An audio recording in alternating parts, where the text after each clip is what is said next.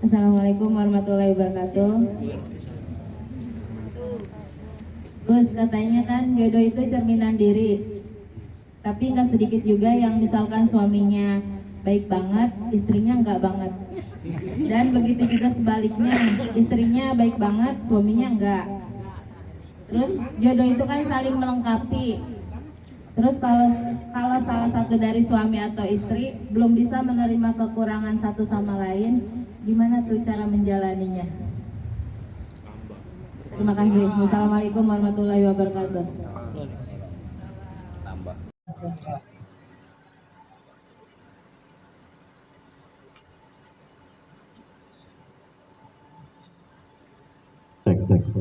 Jadi gini, ambil makan ini. Jodoh itu cerminan diri. Maka kalau sebenarnya begini, sebenarnya jadi saya belum jelaskan lagi. Nikah itu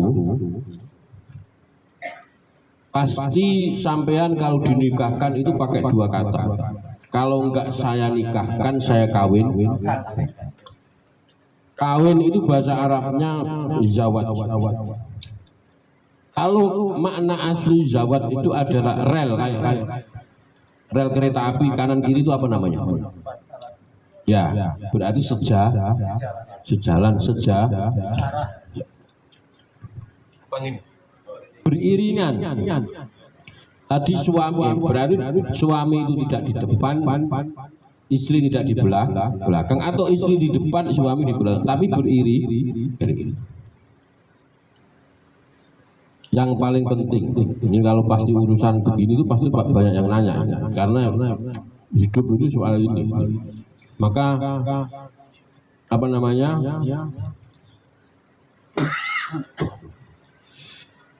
Di sini ternyata ini apa ini? Oh, tahu sih. Oh, pedasnya Masya Allah. Ini ya. Jadi saya ulangi lagi. Nikah itu termasuk ibadah yang universal. Maksudnya gini. Dalam agama apapun, kepercayaan apapun, itu pasti ada yang menikah. Termasuk agama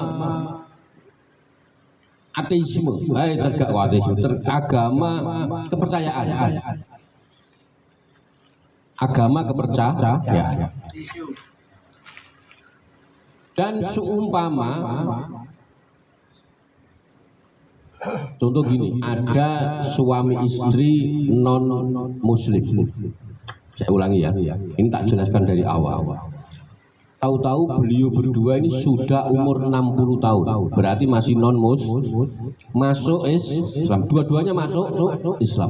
Maka pernikahannya dia tidak perlu diulangi pakai pernikahan Islam, paham ya? Jadi ada suami istri dulu non Islam, terus masuk Islam, maka pernikahannya tidak perlu anaknya juga nggak usah. Kalau memang anaknya juga ikut masuk Islam, nggak usah. Ini berarti anak, bukan anaknya, enggak, otomatis. Jadi ibadah, semua ibadah yang hampir agama ada kepada itu nikah. Sholat aja hanya di Islam, di sana nggak ada sholat. Zakat ada di sini, di sana nggak ada. Ada yang ada semua itu namanya nikah. Maka ini penting. Kalau orang dalam pernikahan itu tidak berhasil, waduh, berat hidup itu. Berhasil itu bukan kok begini ya. Jadi saya mau menjelaskan soal gini. Apa namanya? Akad itu berarti kalau kita sudah akad, suami istri sudah akad, itu berarti kita sudah diikat, oke, sudah diikat perjanjian. Lah nikah itu disatukan. Jadi akad nikah itu ikatan penyatuan. Ijab itu adalah sesuatu yang disampaikan oleh wali kepada calon mempelai laki. Qabul itu penerimaan. Saya nikahkan anak ini bin ini kepadamu, saya terima nikahnya.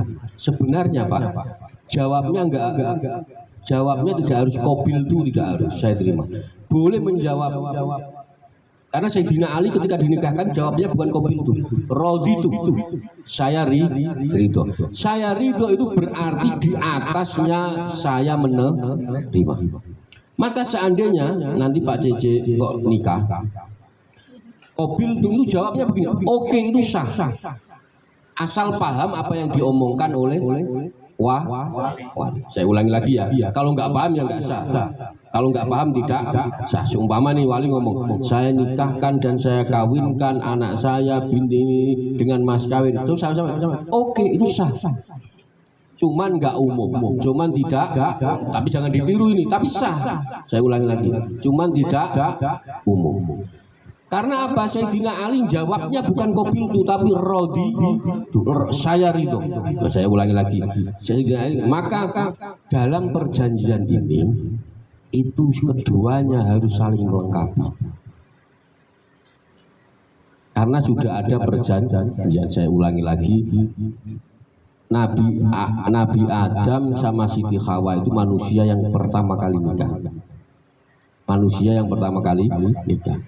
Terus Nabi yang pertama kali nikah itu adalah Nabi Muhammad dengan Siti Zainab. Saya ulangi lagi. Kalau Nabi yang pertama nikah Nabi Adam, jelas ya. Terus pernikahan Nabi terakhir adalah Nabi Muhammad dengan Zainab. Itu saksinya dua. Malaikat Jibril sama malaikat Mikail. Jadi pernikahan itu bukan soal Mikail itu pembagi rizki, bukan soal itu. Tapi saksinya ada malaikat Jibril. Apa? Penyampai wahyu. Sampean menikah bukan hanya soal ini dapat berapa, hari ini dapat berapa, punya rumah berapa, bukan soal itu. Tapi ada soal wahyu yang hubungannya dengan Allah Subhanahu wa Ta'ala. Maka sampean bagaimana caranya membangun berdua? Ya harus ruhnya disatukan. Kedua ruhmu harus disatukan. Karena kalau sampean menikah hanya ngandalin wajah nggak tahan lama. Skincare sebau baiknya skincare, glowing itu paling umur 50 tahun 60 sudah nggak glowing, kirut semua. Iya benda.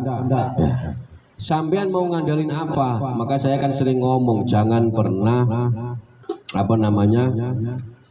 mengandalkan menitipkan cinta pada mata. Apa jadinya mata itu kalau buta dan wajah sudah menua.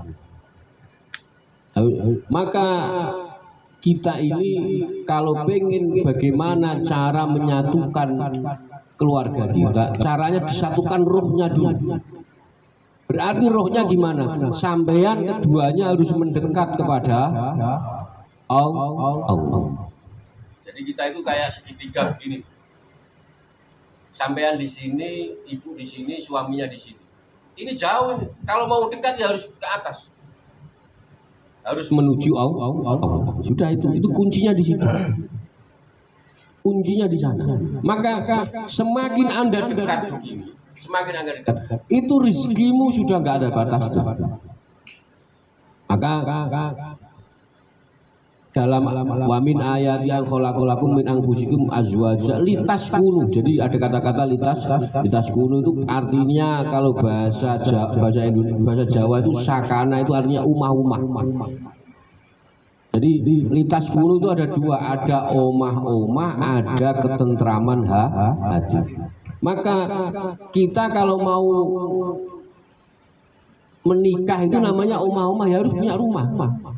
Walaupun bocor, walaupun kontrak, walaupun kredit, walaupun jangan tinggal sama mertua aja. Bukan saya melarang loh ya, bukan. Tapi kalau tinggal sama mertua dompleng itu salah. Tapi kalau mertua Anda sampai itu baik. Nah kebanyakan kan dompleng mertua. Maka sakana itu artinya umah-umah. Kalau bahasa Indonesia ya berarti rumah, ada rumahnya. Lah bagaimana mau tenang rumah aja nggak punya? Bagaimana mau tenang rumah saja nggak punya? Lupa. Orang rumah coba ini ada kumpul, mau ngapa-ngapain susah loh Pak, orang menikah. Sampean punya rezeki mau dimakan di kamar mertua nggak dikasih, kan kebangetan Pak. Seumpama sampean beli martabak, beli cuma satu, dimakan berdua apa? Masa sampean mau makan di dalam kamar? Gak enak. Sampean nggak pernah beli martabak diomong, ya benar. Oh iya, itu risikonya begitu. Sampean mau ngapa-ngapain nggak enak, mertuanya belum tidur. Lu ya, makanya sakana litas kunu ilayah itu sampean sakana harus punya rumah, walaupun bocor, walaupun kredit nggak apa-apa. Nah kalau sudah begitu baru bisa sakinah. Sakinah itu artinya ketentraman hati. Bagaimana hatimu bisa tentram? Mau ngomong nggak punya, rumah saja tidak punya, kok mau tentram hatinya gimana? Jadi step by step. Maka ketika bagaimana Gus kita berjalan dengan suami yang memang nggak cocok cermin, maka sampai harus keduanya saling mendekat. Ruhmu harus dua-duanya didekatkan. Berarti sholat jamaah kalau bisa.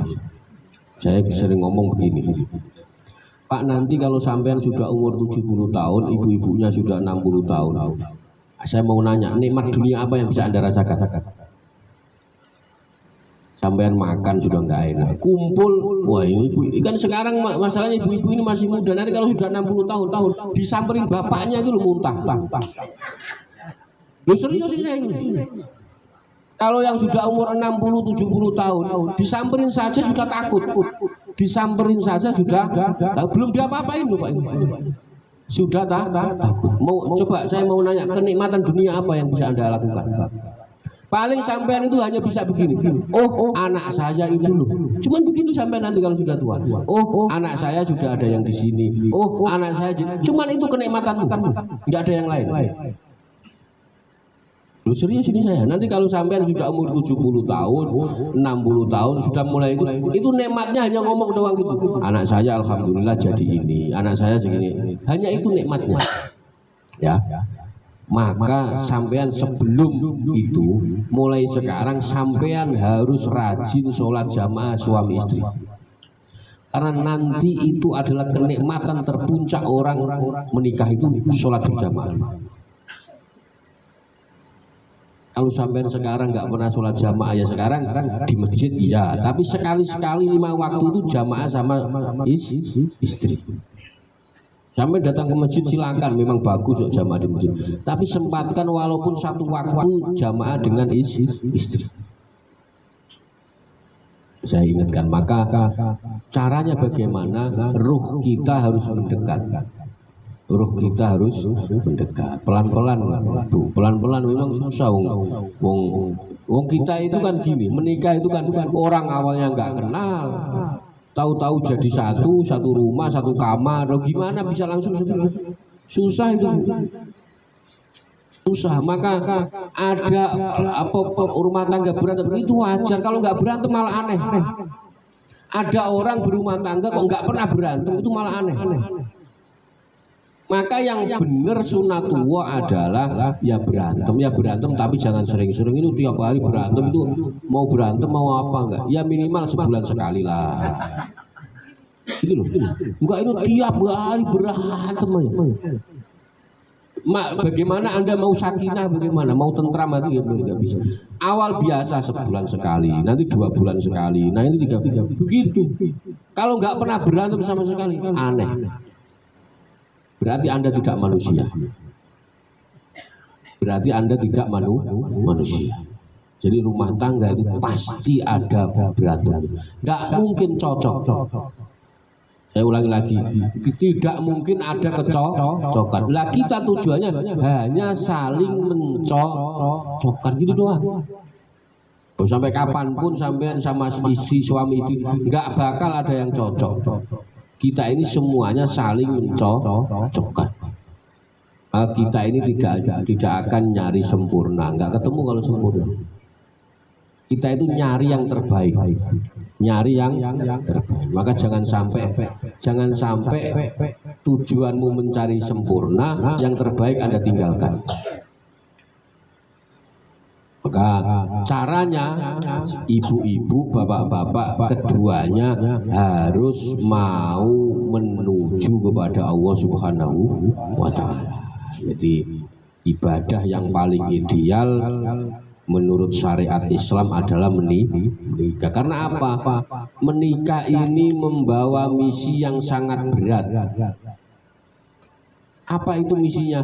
Membuat keluarga yang sakinah, mawaddah, warahmah. Butuh perjuangan. Maka di Al-Quran itu begini, ini sekalian. Wa min ayati an khalaqa, ya. Pakai bahasa kholako. Kholako itu kalau di bahasa Indonesia kan dijadikan. Makanya orang yang menikah itu 100% peran Allah. Asam di gunung, garam di laut, pasti ketemu. Ketemunya di cobek. Ibu mau orang Papua, mau orang ketemu, pasti ketemu jodoh itu ketemu. Wamin ayati ang khalaqalakum min anfusikum azwaja. Itu peran Allah, kita nggak punya peran sebenarnya. Kita itu hanya basa-basi aja, kenalan nanti terus WA apa juga, hanya surat-suratan kalau dulu. Itu hanya ini aja. Tapi yang menjadikan kita suami istri itu murni kekuatan Allah Subhanahu wa Ta'ala. Tapi ya setelah itu baru ada peran kita. Wa ja'ala apa bainakum mawaddatan. Maka Kang Amir wajah Allah itu artinya menjadikan, sama kholako menjadikan, wajah Allah menjadikan. Tapi kalau pakai kholako itu murni Allah. Tapi kalau wajah Allah itu butuh usaha kita. Maka kalau kita menikah, punya anak Pak, pengen punya, kok nggak mau kumpul, 100% nggak bakal punya anak. Ada suami istri nih, nikah sudah, terus pengen punya anak, tapi tiap malam nggak pernah tidur bareng. Kira-kira punya anak apa enggak? Enggak punya. Maka ada wajah Allah yang kedua ini, maka Kang Amir harus berusaha melakukan itu untuk mengeluarkan sesuatu yang dimasukkan ke dalam rahim seorang perempuan, nanti akan diproses menjadi anak. Nah itu ada usaha kita, paham? Tapi kalau pas jodohnya kita nggak ikut-ikutan, itu sudah peran Allah Subhanahu wa Ta'ala. Nah bagaimana keluarga ini bisa baik, bisa begini, itu keduanya punya peran. Nah perannya yang paling utama adalah yang penting sampean keduanya ruhnya menyatu menuju Allah Subhanahu wa Ta'ala. Yang nanti ada kesalahan-kesalahan sedikit sampean harus mau memaafkan, mau ridho dengan kesalahan yang dibuat oleh istri, ridho juga yang dibuat kesalahan oleh suami. Itu kuncinya itu. Lah urusan nanti nggak ada Pak, orang terus bener terus itu nggak ada, pasti ada salahnya. Yang penting kita menerima kesalahan itu. Kuncinya itu, ya.